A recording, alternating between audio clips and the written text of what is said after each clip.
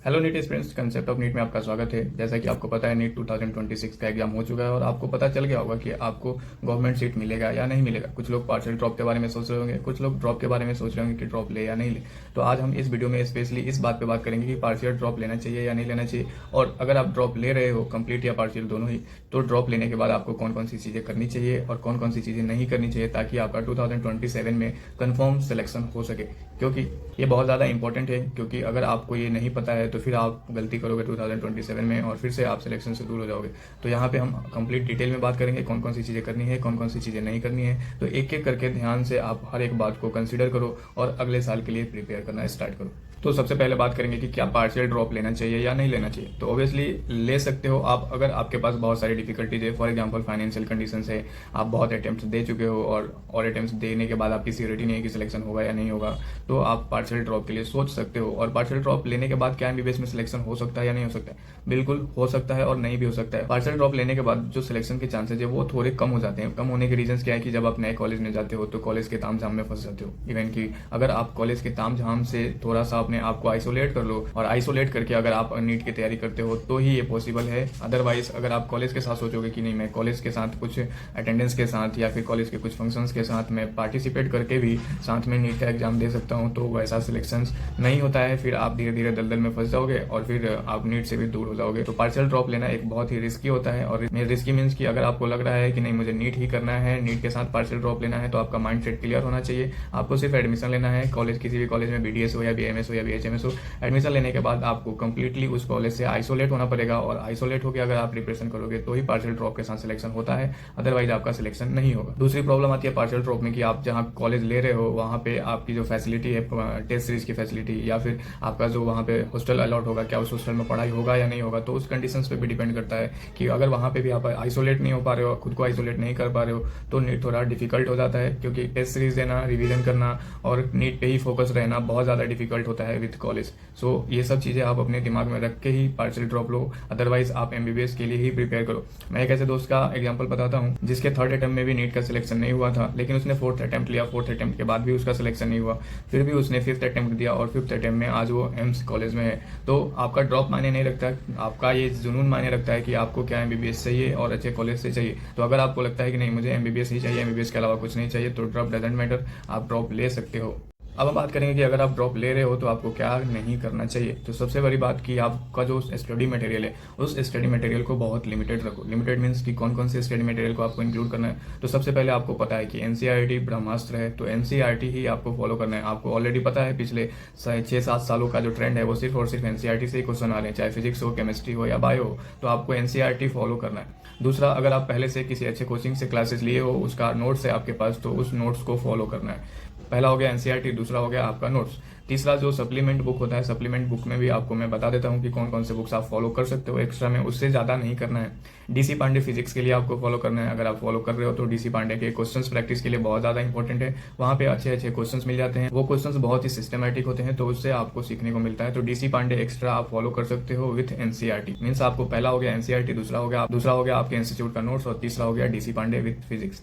अब बात करते हैं केमिस्ट्री के लिए। तो केमिस्ट्री का पेपर डायरेक्टली एनसीईआरटी से ही आता है, तो आपको एनसीईआरटी ही फॉलो करना है। लेकिन क्वेश्चन प्रैक्टिस करने के लिए आपको सप्लीमेंट बुक फॉलो करने पड़ेंगे, और साथ में आपका जो टेस्ट होगा या फिर कोचिंग के टेस्ट होंगे वो सारे आपको फॉलो करने हैं। तो मेनली आपको एनसीईआरटी फॉलो करना है। और केमिस्ट्री के लिए आपको बहुत ज्यादा चीजें डिफिकल्ट नहीं करना है, आपको सिर्फ एनसीईआरटी फॉलो करना है। एनसीईआरटी के साथ आपको प्रीवियस ईयर क्वेश्चन सॉल्व करने हैं, एंड आपके इंस्टीट्यूट का नोट्स है तो वो आप नोट्स सॉल्व करो। नोट्स नहीं है तो मेरे पास टॉप इंस्टीट्यूट के नोट्स हैं, मैं आपको प्रोवाइड कर दूंगा, लिंक डिस्क्रिप्शन में मिल जाएगा। आप कोशिश करो कि चीजों को सिस्टमैटिक रखना है, लिमिटेड रखना है। एनसीईआरटी, प्रीवियस ईयर और आपके नोट्स फॉलो करने हैं। और क्वेश्चन प्रैक्टिस आपका टेस्ट सीरीज जितना ज्यादा दे सकते हो उतना ज्यादा टेस्ट दो। टेस्ट देने से आपका क्वेश्चन प्रैक्टिस हो जाएगा। लिमिटेड चीजों को रखने से सिलेक्शन के चांसेस ज्यादा बढ़ जाते हैं। और आपका रिविजन जो है वो बहुत मैनी टाइम्स होना चाहिए, बहुत बार रिविजन करो। Revision practice, revision practice, revision practice होना चाहिए।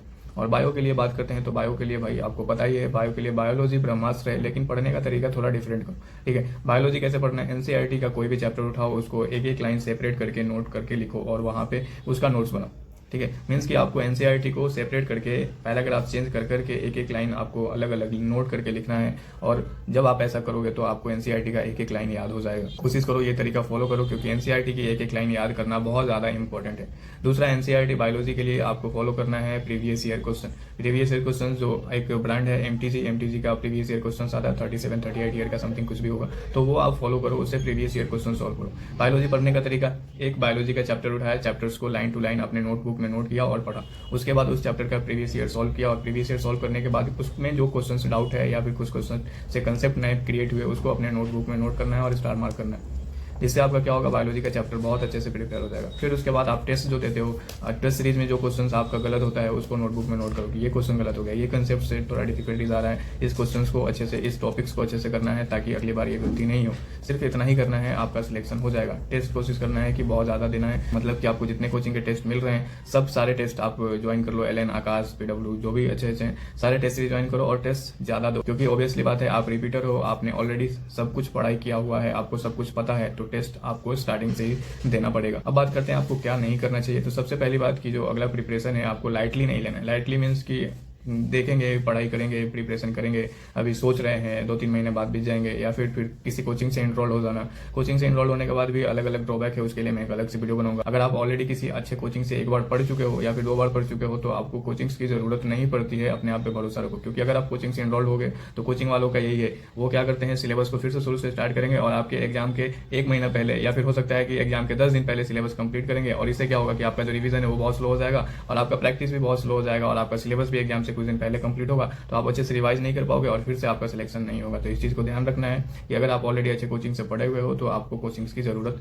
नहीं है। मेरे ऐसे कई सारे दोस्त हैं जो ऑलरेडी 2 ड्रॉप के बाद 2 बार अच्छे कोचिंग से पढ़ने के बाद उन्होंने सेल्फ स्टडी किया और सेल्फ स्टडी करके वो आज एम्स कॉलेज तक है, इवन इंडिया के अच्छे अच्छे गवर्नमेंट कॉलेज में है। तो आपको ध्यान रखना है कि coaching doesn't matter to select in your MBBS seat. दूसरी गलती जो बच्चे करते हैं रिपीट लेने के बाद भी, वो है कि क्वेश्चन प्रैक्टिस नहीं करते हैं। क्वेश्चन प्रैक्टिस नहीं करने का मतलब थोड़ी बहुत बार रिवीजन करना शुरू करते हैं, रिवीजन ही कर रहे हैं 3 महीने 4 महीने शुरू किया, अभी रिवीजन ही करेंगे, फिर बोलेंगे कि अक्टूबर या दिसंबर आएगा तब टेस्ट सीरीज ज्वाइन करेंगे। ऐसा आपको नहीं करना है। टेस्ट सीरीज अभी से ज्वाइन करो, अगर मिल रहा है तो, नहीं मिल रहा है तो प्रीवियस ईयर के पेपर्स निकाल के पेपर सॉल्व करो। क्वेश्चन प्रैक्टिस ज्यादा इंपॉर्टेंट है बच्चे। अगर आप रिपीटर हो तो कोशिश करो कि क्वेश्चन प्रैक्टिस अभी से शुरू करो। जितना ज्यादा क्वेश्चन प्रैक्टिस करोगे उतना ज्यादा सिलेक्शन के चांसेस बढ़ते हैं और आपका जो क्वेश्चन सॉल्व करने का स्पीड है वो भी ज्यादा बढ़ जाता है, ठीक है। इवन कि अगर आपने बायो का क्वेश्चन इस बार तो बहुत ईजी पेपर था, तो अगर आपने बायो 35 मिनट या 45 मिनट के अंदर किया है तो आपका स्पीड अच्छा है, क्योंकि यही स्पीड टॉपर्स के रहते हैं। तो आपको ध्यान रखना है। केमिस्ट्री का जो स्पीड है वो भी अप्रॉक्स इतना ही रहता है, आप 45 मिनट या 35 मिनट में कंप्लीट केमिस्ट्री का पेपर सॉल्व कर सकते हो, इतना आपको प्रैक्टिस करना है। और फिजिक्स का पेपर आपको एनफ टाइम मिलता है, तो अगर आप फिजिक्स के लिए एनफ टाइम देते हो तो अच्छा स्कोर फिजिक्स में कर सकते हो। इसलिए ध्यान रखो, बायो और केमिस्ट्री टाइम सेविंग होता है और स्पीड आपको तभी आएगा जब आप क्वेश्चन प्रैक्टिस करोगे। इसलिए क्वेश्चन प्रैक्टिस से मत डरो, अभी से आपको क्वेश्चन प्रैक्टिस से स्टार्ट करने हैं। चाहे आपको कोई भी बुक्स मिल रहा है, कोई भी टेस्ट सीरीज मिल रहा है या फिर प्रीवियस ईयर मिल रहा है, मल्टीपल टाइम्स आपको एक ही क्वेश्चन को अगर सॉल्व करना पड़े तो भी करो, ठीक है। ऐसा नहीं है कि आपने एक बार एक चैप्टर सॉल्व कर लिया और सोचोगे कि नहीं ये चैप्टर तो मेरा हो गया। नहीं, ऐसा नहीं करना है, आपको उसको मल्टीपल टाइम्स करने हैं। जब भी आपको मौका मिले कि उसको रिवाइज करके उसके क्वेश्चन प्रैक्टिस करने हैं, जितना बार कर सकते हो उतना बार करो, क्योंकि सिलेक्शन का एक ही रूल है बच्चे कि जितना ज्यादा क्वेश्चन प्रैक्टिस उतना ज्यादा सिलेक्शन के चांसेस बढ़ेंगे। नेक्स्ट, आपको इस बात का ध्यान रखना है कि आपने जो नोट्स बनाए हैं वो एनफ है। लेकिन अब क्या आपको पुराना नोट्स फॉलो करना चाहिए या नया नोट्स बनाना चाहिए? तो सिंपल सा है कि आपको पुराना नोट्स ही फॉलो करना है, लेकिन पुराने नोट्स को मॉडिफाइड करना है। कैसे मॉडिफाइड करना है? तो बच्चे, आप जब क्वेश्चन प्रैक्टिस करोगे तो आपको पता चलेगा कि कौन सा कंसेप्ट, कौन सा फॉर्मूला कैसा है, किससे आपके क्वेश्चन गलत हो रहे हैं, या फिर कुछ नए क्वेश्चन, नए टॉपिक्स आपको मिलेंगे, वो आपको अपने नोटबुक में ऐड करना है और उसमें इंपॉर्टेंट चीज़ों को आपको मार्क करना है। और इसमें मैं अभी बताने वाला हूँ कि आपको शॉर्ट नोट्स कैसे बनाना है। वो शॉर्ट नोट्स बहुत ज़्यादा इंपॉर्टेंट है, तो शॉर्ट नोट्स भी बनाने हैं, आपके मेन नोट्स से शॉर्ट नोट्स बनाने हैं। ऐसा नहीं कि कहीं से टेलीग्राम से शॉर्ट नोट्स उठाया या फिर इंस्टाग्राम से शॉर्ट नोट्स उठाया उसको पढ़ रहे हो। आपको जो शॉर्ट नोट्स बनाना है वो आपके नोट्स से ही बनाना है और आपको पुराना नोट्स ही फॉलो करना है, क्योंकि पुराने नोट्स को फॉलो, नया नोट्स बनाओगे फिर नई चीजें आएगी और फिर उस चीज को आप सिस्टमैटिक नहीं कर पाओगे। तो आपको पुराना नोट्स फॉलो करना है और पुराने नोट्स को मॉडिफाइड करना है डे बाय डे। आप जितने बार प्रैक्टिस करोगे, जितने बार क्वेश्चन प्रैक्टिस करोगे, जितने बार रिवीजन करोगे, उतने बार आपका नोट्स जो है वो मॉडिफाइड होते जाएगा और एक बेस्ट नोट्स आपका बन जाएगा। तो कोशिश करो ओल्ड नोट्स ही फॉलो करो। नेक्स्ट पॉइंट है डिस्ट्रैक्शन। तो आपको पता होगा कि आपके लाइफ के डिस्ट्रैक्शन क्या है। क्या आप घर पे रहते हो, घर पे रहने के बाद क्या फैमिली से अगर डिस्ट्रैक्शन हो रही है, अगर आपको घर से प्रॉब्लम हो रही है तो आप कोशिश करो लाइब्रेरी ज्वाइन करो। अगर आपके घर में कोई ऐसी प्रॉब्लम नहीं है तो आपको लाइब्रेरी ज्वाइन करने की कोई जरूरत नहीं है। ऐसा कोटा में जब मैं था तो कई बच्चे ऐसा करते थे, उनका सेपरेट रूम होता था कोटा में, फिर भी वो जाकर लाइब्रेरी ज्वाइन करते थे। मुझे तो ये कंसेप्ट समझ में नहीं आया कि कोटा में सेपरेट रूम होने के बाद भी, सारी फैसिलिटी होने के बाद भी वो लाइब्रेरी क्यों ज्वाइन करते थे। कुछ बच्चों को ऐसा लगता है कि नहीं, लाइब्रेरी में मैं बहुत सारे बच्चों को देखूंगा तो मैं वहां पे पढ़ूंगा। तो अगर आप इस माइंडसेट से पढ़ रहे हो तो फिर ऐसे माइंडसेट से मत पढ़ो आप, क्योंकि आपको डॉक्टर बनना है, पूरे ग्रुप को डॉक्टर नहीं बनना है। लाइब्रेरी तभी ज्वाइन करो जब आपका घर, आपका जो स्टडी रूम है वहां पे डिस्टर्बेंस क्रिएट हो। मीन्स लाइब्रेरी आपको एक अलग माहौल दे सकता है, डिस्टर्बेंस से आपको बचा सकता है, तभी आपको लाइब्रेरी ज्वाइन करना है। और डिस्ट्रैक्शंस में आपको डिस्ट्रैक्शंस, बहुत सारे डिस्ट्रैक्शंस होते हैं, जिसमें कि एक मोस्ट कॉमन डिस्ट्रैक्शंस है गर्लफ्रेंड बॉयफ्रेंड वाली डिस्ट्रैक्शंस। तो अगर ये डिस्ट्रैक्शंस अगर आपके पास है तो इसको तो बंद करो भाई, क्योंकि अगर आपका सिलेक्शन नहीं होगा, चाहे आप लड़का हो या लड़की हो, अगर आपका सिलेक्शन नहीं होगा तो आपका आने वाला फ्यूचर जो है वो भी अंधकार में है। और ऐसा जनरली 95% होता है कि अगर आपका सिलेक्शन नहीं होगा तो आपका पार्टनर आपको छोड़ के जरूर जाने वाला है। तो कोशिश करो, उसको पार्टनर को बोलो कि देख भाई 1 साल वेट कर, 1 साल के बाद देखेंगे कि क्या करना है क्या नहीं करना है। लेकिन अगर आप अपने रिलेशनशिप में 1 साल तक वेट नहीं कर सकते तो वो रिलेशन भी बेकार का है, क्योंकि लाइफ में ऐसे बहुत सारे स्ट्रगल है जहाँ पे आपको सेक्रीफाइस करने पड़ेंगे आपके पार्टनर से। तो ये सेक्रीफाइस के लिए भी रेडी रहो और कोशिश करो कि ये पार्टनर वाली चीजें नहीं हो तो ज्यादा बेहतर है तो उस चीज को मैनेज मत करो। कई सारे स्टूडेंट्स जो होते हैं वो इस चीज को मैनेज करने होते हैं, सोचते हैं कि नहीं इस चीज को भी मैनेज कर लेंगे और पढ़ाई को भी मैनेज कर लेंगे, तो ऐसा बिल्कुल भी पॉसिबल नहीं है। कहीं ना कहीं उसका डिस्ट्रैक्शन होगा और आप कुछ मार्क्स से या सिलेक्शन से दूर हो जाओगे। So keep in mind the most important topic. एक और बहुत ज्यादा डिस्टर्ब करने वाला सवाल ये रहता है कि जब हम प्रिपरेशन करते हैं तो हमारे दिमाग में ये क्वेश्चंस बार बार रिपीट करता है कि क्या मेरा सिलेक्शन होगा नहीं होगा, अगर नहीं होगा तो मैं क्या करूंगा, और ये बार बार डिस्टर्ब करता है रिपीटर्स को। तो कोशिश करो बच्चे कि अगर जब आप रिपीट कर रहे हो तो ये सवाल दिमाग से निकाल दो, आपका सिलेक्शन होगा या नहीं होगा उसके बाद देखना है। आपको पढ़ाई के दौरान आपको ये नहीं सोचना है कि मेरा सिलेक्शन नहीं होगा तो मैं क्या करूंगा, क्या मैं मास्टर बनूंगा, मैं क्या करूंगा, ये बिल्कुल नहीं सोचना है। ऐसा मेरे को भी बहुत बार ये डिस्टर्बेंस क्रिएट हुआ था जब मैं कोटा में प्रिपेयर कर रहा था। तो ऐसा लगता था कि नहीं होगा तो क्या होगा, फिर बहुत सारी दिमाग में सवाल चलता है, फाइनेंशियल कंडीशन, फैमिली की कंडीशन, बहुत सारी चीजें।